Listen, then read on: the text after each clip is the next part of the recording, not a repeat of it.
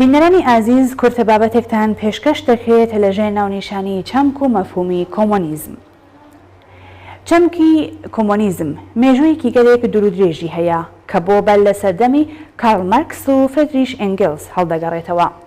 لە یۆنانی باستان واتای کۆمۆنیزم هاوتەریب بوو لەگەڵ داستانێک سەبارەت بە سەردەمی زێڕینی ژیانی ئینسانەکان کە لەو سەردەمەدا تاکەکانی کۆمەڵ بەیەکەوە بە هاوئاهەنگی و ئارامی تەواوەوە دەژیان و مڵکی شەخسی و تاکە کەسی واتایەکی نەبوو.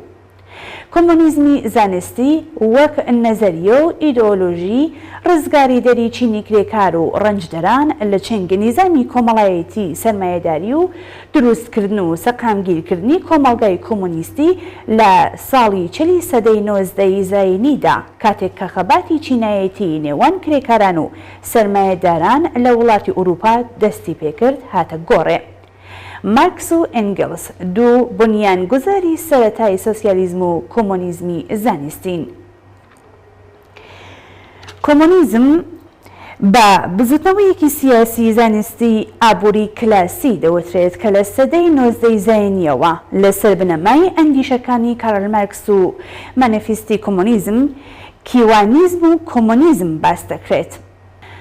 بنیادنەرانی کۆمۆنیزم مارکس بۆ پێناسەکردنی مۆدا و ناکۆکی خۆی لەگەڵ سۆسیالیزمی ناکرێکاری سەدەی 19 ئەو پێناسەیە کە بزوتنەوەی سۆسیالیستی کرێکاری بۆی ئیرایەدا بوو واتە کۆمۆنیزمی هەڵبژارد. خودی مارکسیش وتوویەتی کە فەلسەفە لێکدانەوەی دنیا نییە، گۆڕینی دنیایە. واتە فەلسەفە تا ئەو جێگایەی لەو ئاستەدایە کە بزانێت دنیا چۆنە و چۆن نییە بێ نرخە. فەلسەفە ئەو کاتە خاوەنی ئەرزش و نرخەکە ئامرازێک بێت بۆ ڕەخساندنی هەلومەرجێک بۆ گۆڕان و ئاڵوگۆڕ لە دنیادا. حزبێکی کۆمۆنیستی حزبێکی سیاسیە کە لە ڕێگەی پێگەیەکی سیاسیەوە کە دەستەبەری کردووە خۆی ناچار بە بەڕێوەبردنی بنەما ئابووری و کۆمەڵایەتیەکانی کۆمۆنیزم دەزانێت. ئەم ناوە یەکەم جار لە سەردێڕی مانیفێستی حزبی کۆمۆنیست لەلایەن کارل مارکس و فریدریش ئێنگلزەوە دەستەبەر بوو.